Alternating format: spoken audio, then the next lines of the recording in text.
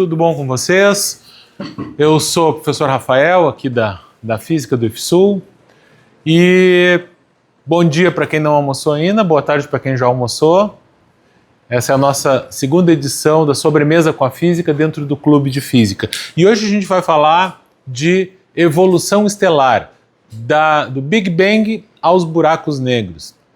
Vamos ver rapidamente aqui como que o universo começou e não vamos chegar até o momento onde ele acaba porque não daria tempo, mas vamos ver mais ou menos isso. Então, só um pequeno lembrete aqui, né? O que a gente vai falar hoje é uma simplificação por causa do tempo, porque é um tema bem extenso, então eu fiz uma simplificação rápida aqui, algumas coisas vão ficar de fora, algumas coisas não deu para colocar dentro dessa palestra. E lembrando também que esse é um assunto, isso é muito importante da gente ter em mente, pessoal, esse é um assunto que está ainda sendo pesquisado. Não tem algumas coisas que a gente já tem certeza, né? Tipo, hoje em dia a teoria do Big Bang é amplamente aceita, mas muitas dessas coisas ainda está se descobrindo coisa nova. Então, alguns dos valores aqui, algumas das sequências estão sendo revistas, muita coisa mudou nos últimos 20 anos, por causa do telescópio Hubble, primeiramente, e agora, recentemente, com o telescópio James Webb, que também está trazendo muita coisa nova, e muita coisa está sendo descoberta, ou está sendo refinada, ou está sendo ajustada por conta das novas descobertas, tá? Então, começando pelo começo, literalmente, que é o Big Bang, que é a grande explosão, né, que foi proposta inicialmente como um modelo matemático. Por quê? Porque se descobriu que o universo estava se expandindo. E se expandindo em todas as direções. E aí foi feita a proposta. Não, se ele está se expandindo, em algum momento, se a gente voltar o tempo para trás, ele tem que ser cada vez menor, então em algum momento ele tem que ter partido de algum ponto. E depois várias observações corroboraram com essa ideia do Big Bang, ou seja, de que o universo começou com uma grande explosão, aonde no início o que a gente tinha é o que a gente chama de singularidade. Isso aconteceu pelos últimos cálculos há 13,8 bilhões de anos, e o que a gente tinha uma singularidade, ou seja, toda a massa e energia do universo observável estava em um único ponto. Ah, mas como é que isso funciona? Não sabemos. E o que existia antes do Big Bang? Também não sabemos. Ah, e por que o Big Bang aconteceu? Adivinha? Também não sabemos. Então, na singularidade, isso não deixa de ser uma definição de singularidade, numa singularidade a física que a gente conhece não funciona. E depois a gente vai ver que existe outro tipo de singularidade. Não é à toa que o nome da palestra, o título da palestra é do Big Bang aos buracos negros, porque Big Bang é uma singularidade e buracos negros também são um tipo de singularidade. Mas logo após o Big Bang, o que aconteceu? Tá, uma explosão, mas que tipo de explosão? O que foi acontecendo? Aí essas etapas logo após o Big Bang são chamadas de eras. Na verdade, a primeira dessas eras, que durou desde o Big Bang até 10 na menos 43 segundos. Isso é muito menos do que um trilionésimo de segundo.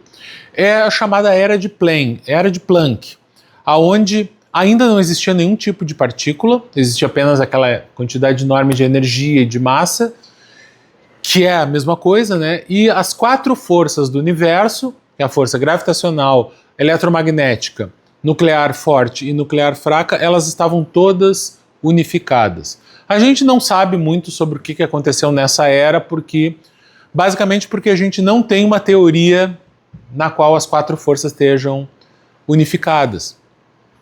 Tá? A gente tem a teoria da relatividade geral, que nos explica a gravitação, e a gente tem a teoria da mecânica quântica e do modelo padrão, que nos explica, e teoria quântica de campos, que nos explica as três outras forças, nuclear forte, nuclear fraca e eletromagnética de forma unificada. Mas a gente não tem como saber. Depois veio a era da grande unificação, que durou até 10 na menos 35 segundos. Bom, um tempo muito maior, né? Embora ainda um tempo inimaginável para a gente. Nessa era, a força gravitacional já tinha se separado das outras, mas a força eletromagnética, nuclear forte e nuclear fraca, ainda estavam unificadas. Depois disso veio a era inflacionária, ou seja, que foi a era do crescimento mais rápido do universo, ou seja, o universo simplesmente aumentou de tamanho logo após o Big Bang durante essa era, que durou até 10 na menos 32 segundos, e o universo aumentou de tamanho por uma razão de 10 na 26, pelo menos. 10 na 26, né? Lembrando, 10 seguido de 26 zeros. Isso foi quantas vezes o universo cresceu durante esse tempo minúsculo. Ah, mas então será que a velocidade das partículas não passou da velocidade da luz? Provavelmente. A gente não sabe exatamente como nem porquê, mas a gente tem que lembrar que não só o espaço estava se expandindo, mas o tempo também. O tempo também começou no Big Bang. Então, essas coisas não são assim tão simples da gente entender, pelo menos intuitivamente não. E o universo esfriou bastante também, de 10 na 27 Kelvin para 10 na 22 Kelvin. Ou seja, ainda muito quente, porém esfriou aqui mais de 1 bilhão de vezes mais frio. Ele ficou ao fim da era inflacionária. E o interessante é o seguinte, antes, no início da era inflacionária, a gente tinha, e ao longo dela a gente foi tendo flutuações quânticas, que são aquelas flutuações causadas, explicadas pelo princípio da incerteza, de que uma partícula quântica, ela não tem posição e velocidade bem definidas, ela não pode ter posição e velocidade bem definidas ao mesmo tempo. Então, isso causou com que o universo, nesse momento, não fosse perfeitamente homogêneo. E essas diferenças entre as regiões do universo, causadas por essas flutuações, foram se expandindo junto com a era inflacionária. E a gente tem uma ideia de que é justamente por conta dessas flutuações e da expansão delas, é que a gente não tem um universo que seja totalmente homogêneo. Se ele fosse totalmente homogêneo, teria uma quantidade de massa igual em todas as regiões do universo, de massa e de energia. E a gente não tem, a gente tem regiões com mais massa e outras regiões mais vazias. E logo depois, então, veio a era eletrofraca, onde a força nuclear forte se separou da força eletrofraca, que quando a gente fala em força eletrofraca é a união da força eletromagnética com a força nuclear fraca.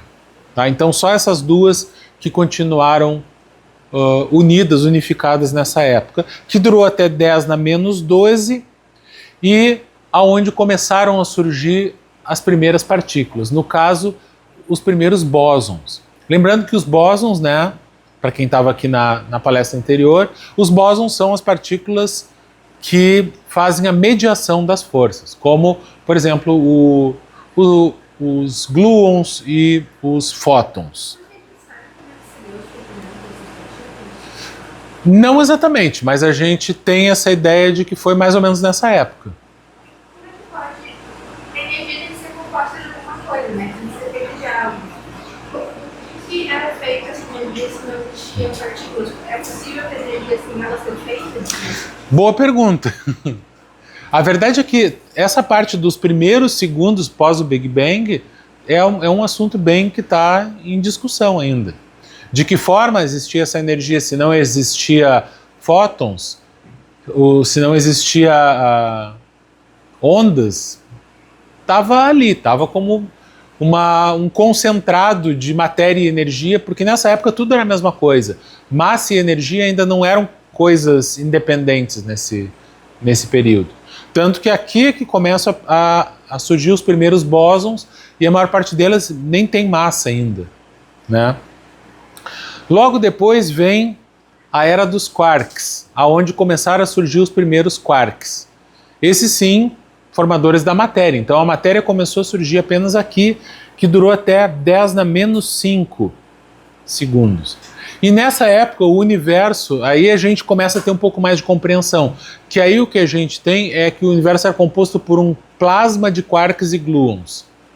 E o que é um plasma de quarks e gluons? É um misturadão, um mexidão de quarks e de gluons, mais ou menos como a gente tem dentro de um próton ou de um nêutron.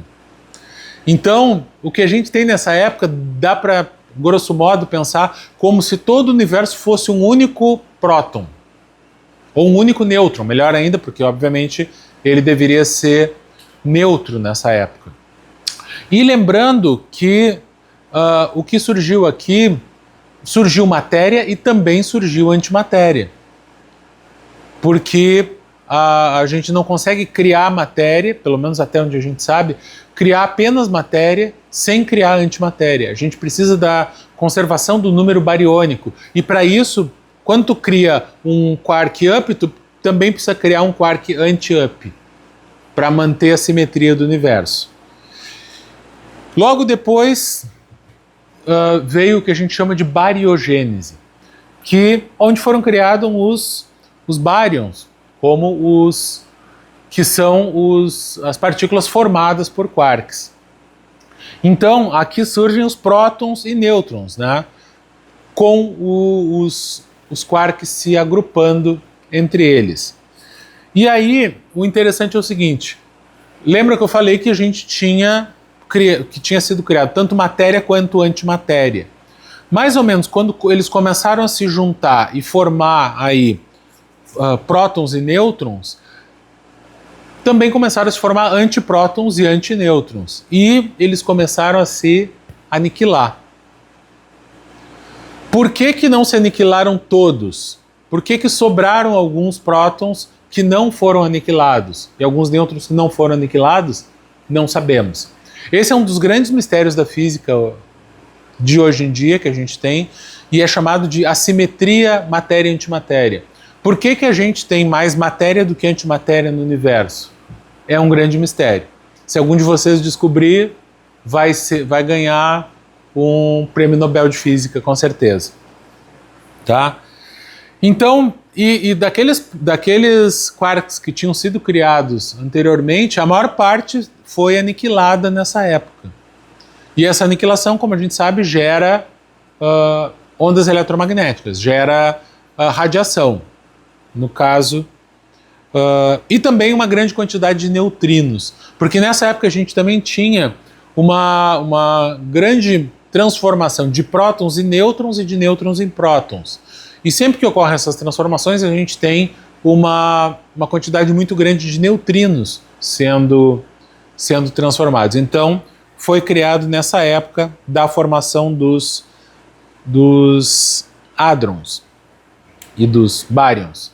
Depois veio a era dos leptons. Leptons, como a gente viu na outra, né? O principal que a gente conhece é o elétron.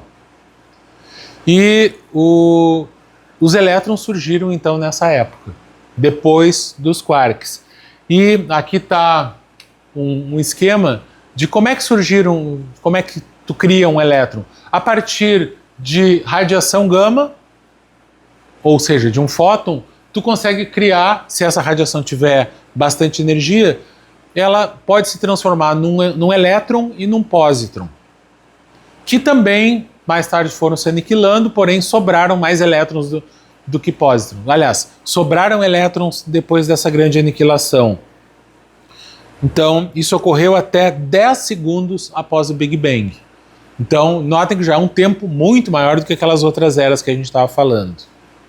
A partir desse momento, então no universo a gente já tem prótons, nêutrons e elétrons por aí. E aí o que se forma?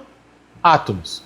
Então começaram a se formar, a partir dessas partículas que já existiam aí, começaram a se formar núcleos atômicos. No momento a gente ainda não tem átomos porque os elétrons ainda não estão presos aos núcleos.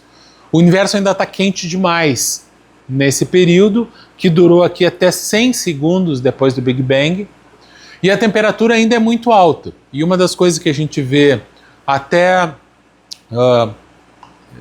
é o princípio de funcionamento das válvulas elétricas, que se tu aquecer a matéria muito, os elétrons começam a sair fora dos átomos, eles ganham energia suficiente para se soltar dos átomos. Então, nessa época aqui, a gente ainda não tinha átomos neutros, porque os elétrons ainda tinham energia demais para se fixar nos átomos. Então, começaram a se formar os primeiros núcleos atômicos, principalmente hidrogênio e hélio, com traços também de deutério, que é um isótopo do hidrogênio. Deutério é quando tu tem um nêutron e um próton num núcleo. O trítio, que é 2 nêutrons e um próton. E o hélio 3, que é a mesma coisa que um núcleo de hélio, só que apenas com um nêutron em vez de 2, como é o hélio mais comum. E até mesmo alguns núcleos de lítio. Depois disso veio a chamada Era dos Fótons. E aí, que durou 370 mil anos, quando o universo era inundado de radiação. Radiação essa que era exatamente aqueles fótons, ou seja, aqueles raios gama criados lá no Big Bang durante as primeiras aniquilações de matéria e antimatéria. Então, nesse momento, o universo era um plasma, né, porque os elétrons não estavam presos aos átomos ainda, então formado de núcleos atômicos, elétrons e muitos fótons. Então, foi uma era de muita luminosidade. E, aos poucos, com a expansão do universo durante essa era, o que a gente teve é que esses fótons gerados pelo próprio Big Bang e nos primeiros segundos ali, eles foram esfriando e, portanto, foram reduzindo a sua energia. O universo foi se expandindo, foi esfriando e esses fótons foram perdendo energia. E estão perdendo energia até hoje, e são esses fótons que hoje em dia a gente capta como radiação de fundo de micro-ondas. E essa imagem que tem aqui é exatamente uma imagem da leitura da radiação de fundo de micro-ondas, que é uma radiação que, como ela esfriou muito, hoje em dia ela é captada na faixa das micro-ondas, e que, se tu apontar um detector de micro-ondas para qualquer direção do universo, tu vai detectar micro-ondas. Foi uma coisa que inicialmente, quando foi detectado isso, inicialmente se pensou que era até algum defeito de leitura, ou que era algum tipo de radiação emitida pela própria Terra, que era refletida em algum lugar e voltava, mas até que se chegou a essa conclusão, de que não, essa radiação é a radiação remanescente do Big Bang, que hoje em dia então é captada sob a forma de micro-ondas. Logo depois, então, dessa era, a gente, como eu falei, né, o universo esfriou e essa radiação saiu da faixa da luz visível. Então a gente chegou no que é chamado de Era das Trevas, porque passou aí 150 milhões de anos sem nenhum tipo de luz no universo, luz visível. Então imaginem 150 milhões de anos ou 200 milhões de anos, de acordo com depende da fonte, a gente teve o universo totalmente no escuro, porque aqueles primeiros átomos que se criaram, principalmente átomos de hidrogênio, né, alguns de hélio e pouquíssimos de outras coisas, até de lítio no máximo. Mas esses átomos estavam espalhados pelo universo e frios, então não existiam estrelas ainda. Então o universo era uma grande escuridão. Até que houve a formação das primeiras estrelas e das primeiras galáxias, que aconteceu entre 300 a 400 milhões de anos após o Big Bang. E como que... Eu ia botar a foto da Lady Gaga aqui, mas não... achei melhor não. E de que forma começaram a surgir essas estrelas? Bom, lembrem, nesse momento, o universo era uma grande nuvem de hidrogênio. Só que, como eu falei antes, ele não era totalmente uniforme. Tinham regiões com um pouco mais de densidade desse gás, desse hidrogênio, e outras regiões com menos densidade. Então, essas regiões com mais densidade de hidrogênio começaram a, por causa da gravidade, se atrair. Então, aquelas nuvens de hidrogênio gigantescas começaram a ficar cada vez menores. E essas nuvens de gás é o que a gente chama hoje de berçários estelares. Dentro dessas nuvens, a ideia inicial é que cada dessas nuvens formou uma estrela, se aglutinou até formar uma estrela, mas não. Elas tinham pequenos glóbulos ou grumos que começaram a formar um bolinho de uma nuvem um pouquinho mais densa aqui, outra ali, outra acolá. Então, cada uma dessas nuvens deu origem a algumas estrelas. Tá? E eu coloquei essa imagem, que é uma imagem de uma região do universo chamado Pilares da Criação, porque se acredita justamente que regiões como essas aqui sejam berçários de estrelas, sejam regiões onde tem estrelas nascendo hoje em dia. Hoje em dia não, né? A gente está vendo hoje em dia, mas a luz que chega para a gente é uma luz que foi emitida nessa região do universo há muitos anos atrás. Talvez, dependendo do lugar, algumas dezenas de anos ou até mesmo milhões de anos atrás. Da onde a gente está começando a ver isso aqui. A questão é que cada região dessas, onde tu tem uma nuvem de gás que começa a se compactar, ela forma o que a gente chama de protoestrela. Essa nuvem vai se compactando e, ao mesmo tempo, como ela está em movimento, ela começa a girar em torno de si mesma e, na região mais central, vai se acumulando cada vez mais desses gases, principalmente hidrogênio.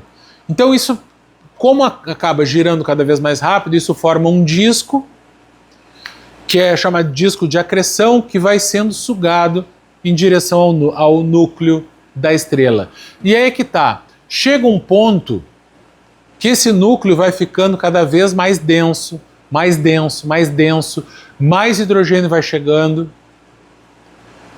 E óbvio que quanto mais denso vai ficando, maior vai sendo a pressão e a temperatura no núcleo dessa nuvem.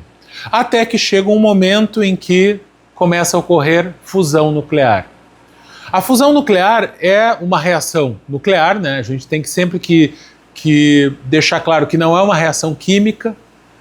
Às vezes tem até a pergunta, né? Como é que o Sol queima se ele não tem oxigênio lá? A questão é que o Sol não queima. O que a gente chama de queima é a reação química de oxidação, que envolve trocas de elétrons.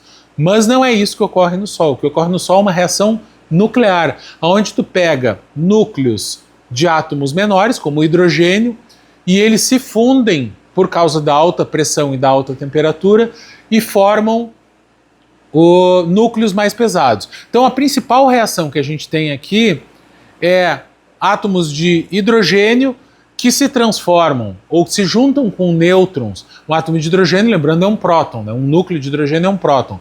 Se junta com um nêutron, forma um núcleo aí de deutério e que se une com núcleos de trítio, que é formado por um próton e dois nêutrons, e esses dois átomos, esses dois núcleos são fundidos e formam um núcleo de hélio. E também pode ocorrer a reação de núcleos de hélio se fundirem e formarem núcleos mais pesados, como o lítio, por exemplo. Ou posso fundir um núcleo de hidrogênio com um núcleo de hélio, e aí é que forma um núcleo de lítio, se não me engano. Tá? Então, essa reação ela libera muita energia. E é, então, o começo de uma estrela.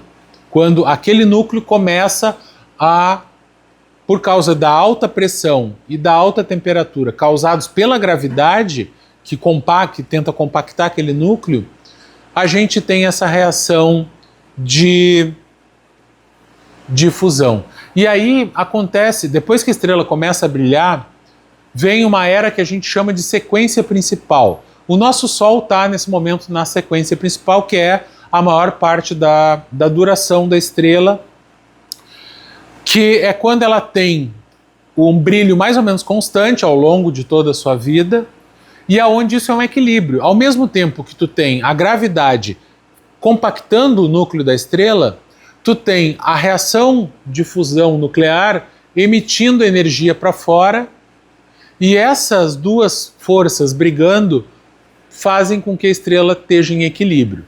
Então é o que a gente tem no nosso Sol. Ele está em equilíbrio, ele tem um brilho constante, uma taxa de queima, entre aspas, né, de hidrogênio constante, e quanto mais massa tiver a estrela, mais quente ela vai ser, maior vai ser a velocidade com que acontecem essas reações e, portanto, mais quente vai ser a estrela, mais luminosa ela vai ser e também menos tempo ela vai durar.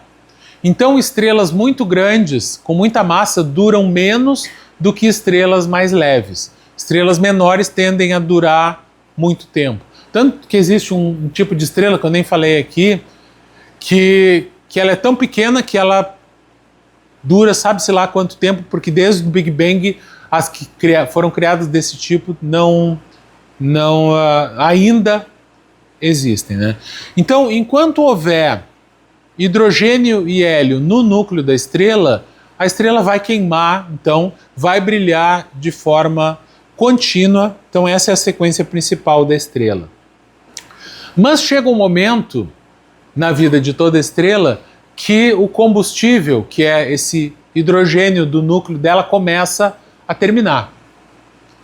E aí o que acontece? Essa reação de fusão nuclear e essa emissão de energia de dentro para fora vai diminuindo. Tá? E aí a estrela vai se esfriando e o núcleo da estrela primeiramente contrai. Então, por conta dessa, ela vai, como uma chama que vai se apagando, ela vai ficando mais fraca e ela contrai. Só que no momento que ela contrai, ocorre novamente um aumento de pressão que começa a gerar mais reações de fusão. Então ela primeiro contrai e depois se expande. Só que ela se expande, agora, como ela se expande, ela diminui sua temperatura. Então a sua cor passa a ser mais avermelhada por conta da redução de temperatura e a estrela fica muito maior. Quando acontecer isso aí com o Sol, o que a gente vai ter? O Sol vai aumentar de tamanho, vai engolir a órbita de Mercúrio, de Vênus e da Terra. Ou seja, a gente já sabe que o nosso planeta vai acabar dessa forma. Se a gente não terminar com ele antes, pelo menos dessa forma ele vai acabar. Isso vai levar a mais ou menos uns 5 bilhões de anos. Então vocês não precisam ficar tão preocupados, que ainda vai levar algum tempo. Tá? Então daqui mais ou menos uns 5 bilhões de anos, nosso Sol vai virar uma gigante vermelha e a Terra vai ser engolida pelo Sol. Então, é triste, tudo chega ao fim, né? Então, nessa fase, ainda tem uma característica interessante que começa a ocorrer a fusão nuclear com núcleos mais pesados. Então, começa a haver a formação de núcleos um pouco mais densos, como aí carbono, oxigênio, nitrogênio, dentre vários outros átomos, tá? Que são criados apenas nesse momento de quando uma estrela vira uma gigante vermelha. E o que acontece depois que ela vira uma gigante vermelha? Se ela for uma estrela pequena, tipo o nosso Sol, assim, ou menor, ou até um pouquinho maior que o Sol, até 10 vezes maior do que o Sol, no momento que ela vira uma gigante vermelha, ela vai novamente se encolher e não vai ter pressão suficiente, como a estrela é relativamente leve, ela não vai ter força suficiente para começar a causar a fusão de outros átomos mais pesados. E com isso vai parar de acontecer fusão nuclear na estrela. Então ela se encolhe e para de existir fusão nuclear. Mas por que ela é uma anã branca? Porque ela emite luz. Só que essa luz que ela emite ainda é simplesmente porque ela está muito quente. Que nem quando a gente pega um pedaço de ferro e esquenta, ele emite luz por algum tempo e aos poucos vai esfriando, e enquanto está esfriando está emitindo luz. Então, uma estrela, depois da gigante vermelha, ela vira uma anã branca e vai emitir luz por algum tempo, provavelmente por milhões de anos ainda, e depois que ela esfria, com o tempo ela vai esfriando, e ela vira então, quando ela esfria bastante e para de emitir luz, ela se transforma naquilo que a gente chama de anã negra. Ou seja, uma estrela morta que não emite mais luz. Então o nosso Sol em algum momento vai virar uma gigante vermelha, depois vai virar uma anã branca e depois que esfriar vai virar uma anã negra, que é uma estrela totalmente morta. Isso aí demora muito tempo, então a gente não detectou nenhum tipo de estrela dessas porque simplesmente não deu tempo para nenhuma estrela chegar nesse momento. Mas, e se for uma estrela muito grande que chega no fim da vida? Aí o que vai acontecer é que ela tem que ser pelo menos 1,4 vezes maior do que a massa do Sol. Esse é o limite do Chandrasekhar, que foi um astrônomo indiano. Acho que ele não morreu ainda. Mas, se ela for uma estrela muito pesada, no momento em que ela vira uma gigante vermelha e depois de virar uma gigante vermelha ela se encolhe, ela começa a gerar uma reação de fusão de núcleos mais pesados. E essa reação, ela libera uma quantidade absurda de energia. E aí o que acontece? A estrela se contrai rapidamente, praticamente todo aquele material dela entra em fusão nuclear e isso causa uma explosão. Então a estrela literalmente explode como uma bomba nuclear com a massa de uma estrela. Então, isso é considerado um dos eventos mais energéticos que existem no universo, a ponto de que aqui nós temos uma imagem de uma galáxia distante, no qual a gente conseguiu detectar que ocorreu uma supernova. Notem que a supernova, que era uma estrelinha comum dessa galáxia, nesse momento brilhou mais do que a galáxia inteira. Então, dependendo do caso, uma supernova é capaz de emitir mais energia. E uma supernova, quanto tempo dura isso? Pode durar normalmente alguns dias ou alguns meses, tá? Uma supernova vai depender do tamanho dela. Se ela for, quanto maior ela for, mais energia ela vai emitir e provavelmente por mais tempo, por menos tempo. Então, uma supernova pode durar aí 2, 3 dias ou pode durar alguns meses. Algumas poucas vezes na história a gente já detectou supernovas. Os astrônomos da antiguidade achavam simplesmente que era uma estrela nova que tinha surgido no céu. Tanto que eles imaginavam que era uma estrela nascendo, porque eles não tinham ideia de que era uma estrela morrendo. Então, a supernova é isso. Ela é simplesmente uma estrela que explode, uma estrela muito grande, que explode quando chega ao final de sua vida. E nesse final da sua vida, ela faz a fusão nuclear, inclusive, de núcleos mais pesados que o ferro. Então, durante a explosão de uma supernova, é que são criados núcleos atômicos, como chumbo, o ouro ou até mesmo o urânio. Tá? Esse tipo de material só surge esse tipo de átomo no universo quando ocorre uma supernova. Então, e além disso, a estrela, claro, quando ela explode, a sua massa não desaparece. Então toda aquela matéria que ainda está lá, ela se espalha e vira uma nebulosa. Então, as nebulosas que a gente vê hoje em dia são causadas por explosões de supernovas. Muitas delas, né, que são justamente essas nebulosas com átomos mais pesados do que o hidrogênio. E aí, no final disso, o que pode acontecer, em alguns casos, é que o núcleo da estrela, depois dela explodir, o núcleo novamente se contrai e colapsa. E nesse ponto, ela não tem mais como gerar fusão nuclear para contrabalançar a pressão da gravidade. E aí o que acontece? A gravidade simplesmente esmaga esse núcleo de tal forma que os átomos que a gente tinha antes, ou seja, os prótons e elétrons, acabam se fundindo. Então ocorre um outro tipo de reação nuclear no qual um próton se funde com um elétron e se transforma em um nêutron.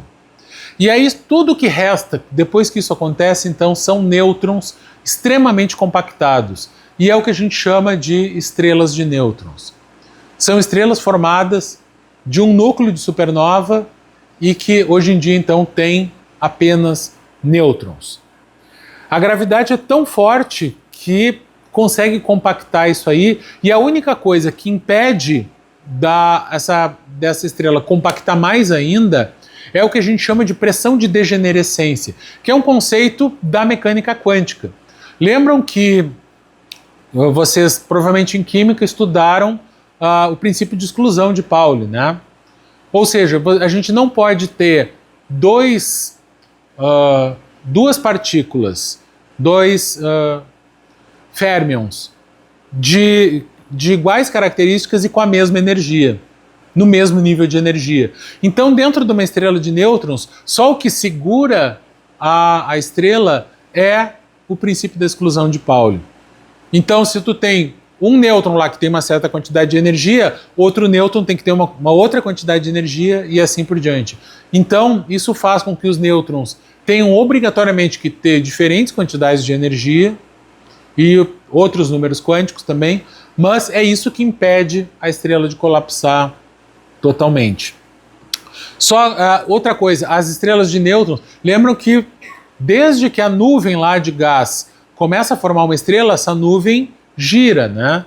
No momento que tu compacta a estrela tanto, ela começa a girar muito rapidamente. Tem estrelas de nêutrons que giram várias vezes por segundo em torno de si mesmo. Mesmo sendo objetos muito grandes, né? Uma estrela de nêutrons pode ser do tamanho da Terra. Mas tu imagina um objeto desse tamanho girando várias vezes por segundo. E ainda tem uma outra característica. Essas estrelas, elas podem emitir um jato de energia pelos seus polos. E aí tu imagina uma estrela que libera um jato de energia e que gira rapidamente. Então, isso aí vai ficar, se der o acaso de um desses jatos chegar até a gente, isso vai ser como uma luzinha piscando. E isso já foi detectado, tá? E esses tipos de estrelas esses tipos de fenômenos são chamados de pulsares. Tanto que os primeiros pulsares até se imaginou que fossem causados por algum sinal de vida extraterrestre. Depois se descobriu que não, que poderia ser uma estrela de nêutrons girando e emitindo um jato de energia muito grande. E só como curiosidade, uma caixa de fósforos, se a gente pegasse uma caixinha de fósforo e enchesse com o material da estrela de nêutrons, isso teria 3 bilhões de toneladas de massa. Tá? Até tem um quadrinho que eu vi que o Super-Homem fez a chave da Fortaleza da Solidão de material de estrelas de nêutrons, que aí só ele consegue levantar. Mas nem ele conseguiria levantar esse material para fazer uma chave. Mas uma estrela de nêutrons ocorre quando a gente tem uma massa relativamente pequena. Mas e se for uma estrela muito, muito, muito grande, muito, muito, muito pesada? Aí nem aquele fenômeno que eu falei para vocês, de que o núcleo não pode se contrair mais da estrela de nêutrons, porque o princípio de exclusão segura ela, né? A pressão da degenerescência. O que acontece é que se a estrela for muito pesada, a gravidade consegue comprimir esses nêutrons mais ainda. E aí o que a gente tem é uma singularidade, e essa singularidade é chamada de buraco negro estelar. Ou seja, é uma estrela muito pesada que virou uma supernova, explodiu e que seu núcleo depois se colapsou e virou um buraco negro. Então esse é um tipo de buraco negro. Outro tipo de buraco negro são os buracos negros supermassivos, que até onde a gente sabe foram formados já lá no Big Bang, que não foram formados a partir de estrelas.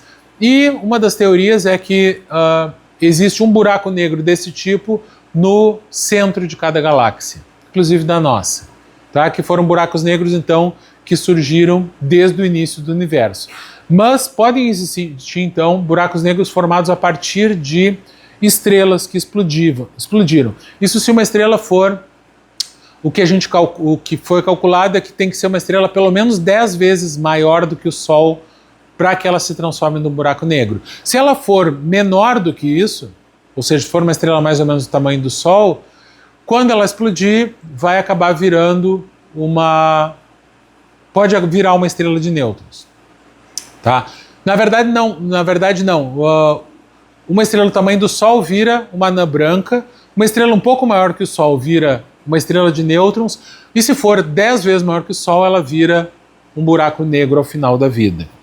O interessante é que os buracos negros surgiram principalmente de previsões matemáticas. Mas até os anos 60, o que se imaginava era assim, não, os buracos negros não existem de verdade. Eles são simplesmente lá uma teoria matemática derivada da relatividade do Einstein, que não existe no universo. E o Stephen Hawking foi um dos que estudou isso aí, e foi um dos que, entre vários outros cientistas, que chegaram à conclusão que eles podiam existir mesmo. Até que, hoje em dia, recentemente, vocês devem ter visto a notícia de que se conseguiu pela primeira vez uma imagem real de um buraco negro, que é uma das coisas que, dentre várias outras observações, comprova que os buracos negros realmente existem. Então, e o interessante num buraco negro é que não é só a massa da estrela que colapsa, o próprio espaço colapsa. E o tempo também. Então, o próprio espaço-tempo, ou como a gente costuma dizer, o tecido do espaço-tempo, colapsa nesse tipo de singularidade. E por isso que também, como se torna uma singularidade, a gente também não sabe ou não consegue descrever o que acontece dentro de um buraco negro.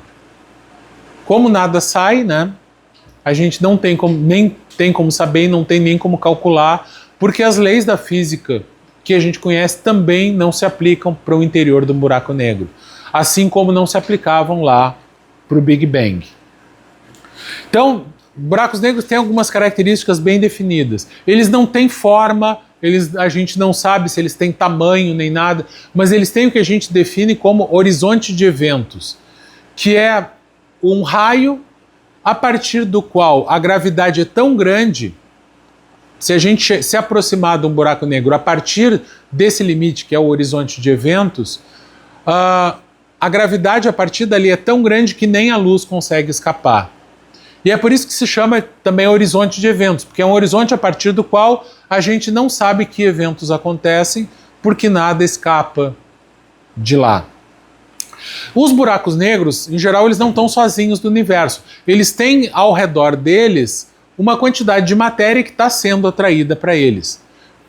Então pode ser uma nebulosa, pode ser uma nuvem de poeira, pode ser um monte de asteroides, pode ser planetas que foram esmagados, que estão girando em torno do buraco negro e sendo atraído cada vez mais para ele.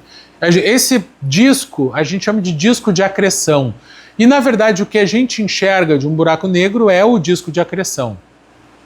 Tá?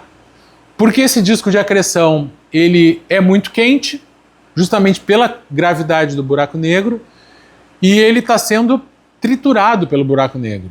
Então tem atrito ali, e esse atrito gera mais calor, que faz com que emita a luz desse disco de acreção. Então, o disco de acreção emite luz e é o que a gente consegue enxergar ao redor do buraco negro, e é o que a gente tem nesse tipo de imagem, que é uma imagem de simulação, feita uma simulação, né? E inclusive se a gente pegar o filme Interestelar, a imagem do buraco negro que tem lá foi gerada por físicos, sob a supervisão de um dos principais físicos da época, que é o Kip Thorne, que trabalhou junto com o Stephen Hawking e que supervisionou a produção daquela imagem de buraco negro, que é mais ou menos essa. E o que a gente vê aqui, o disco de acreção é isso que está aqui. E por que a gente vê um troço em cima e embaixo também? Basicamente o que a gente tem aqui é a luz da parte de trás do disco de acreção que faz a volta no buraco negro por causa da atração da luz que o buraco negro causa.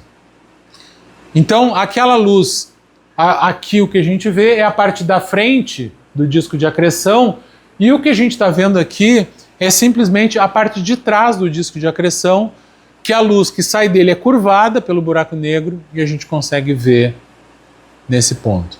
Tá? Então, uma imagem muito interessante por conta disso. Outra coisa interessante dos buracos negros é que eles não são, a princípio se pensou, né, buraco negro ele não emite nenhum tipo de luz, né, nenhum tipo de radiação. Mas existe um tipo de radiação chamada de radiação Hawking, que é emitida por buracos negros. E como é que ela é causada? Ela é justamente por causa de fenômenos quânticos, como a criação de pares de partícula e antipartícula na região do horizonte de eventos. Isso é uma coisa que a gente tem em qualquer lugar do universo em que tem energia suficiente, podem se criar do nada pares de matéria e antimatéria, tipo um elétron e um pósitron que são criados e logo em seguida eles são aniquilados. Só que se isso acontecer na beirinha do buraco negro, pode ser que uma dessas partículas caia para dentro do buraco negro e a outra saia para fora. E isso é o que causa a radiação Hawking. Então a radiação Hawking é a comprovação de que, é uma das comprovações de que esse tipo de fenômeno acontece. Então causado pelas flutuações quânticas.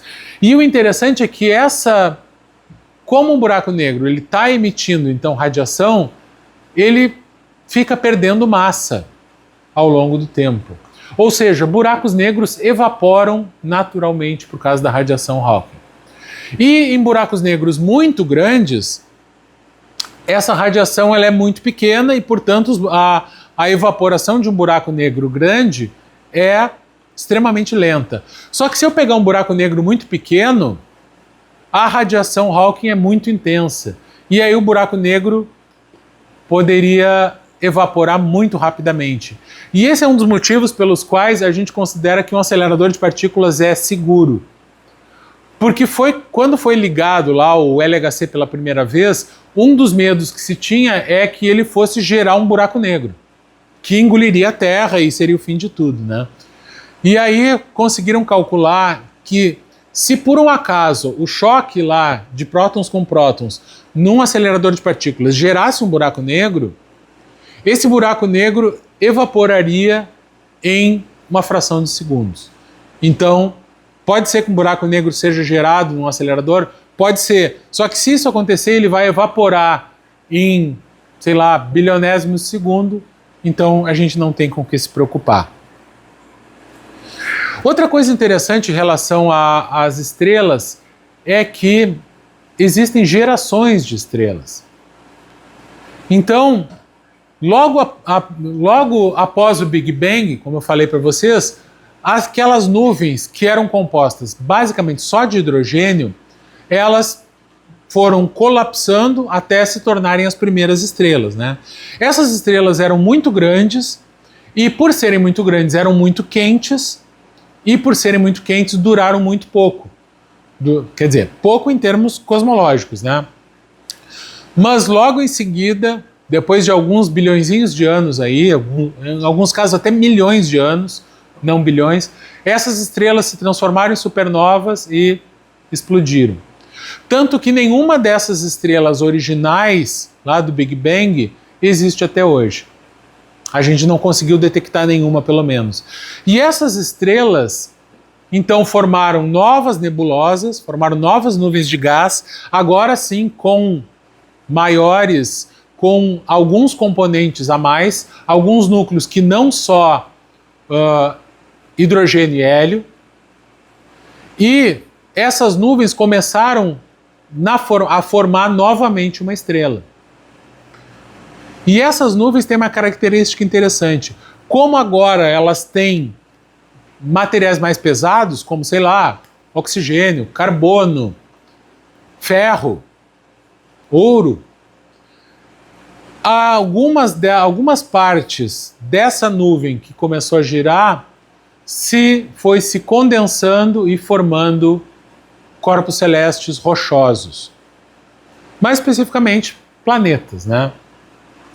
E depois essas estrelas explodiram novamente em supernovas e de novo aquela nebulosa foi formando uma nova geração de estrelas com aí planetas. As primeiras estrelas, aquelas que foram criadas logo após o Big Bang, logo após não, né? Alguns milhares de anos depois, aquelas primeiras estrelas não tinham como ter planetas.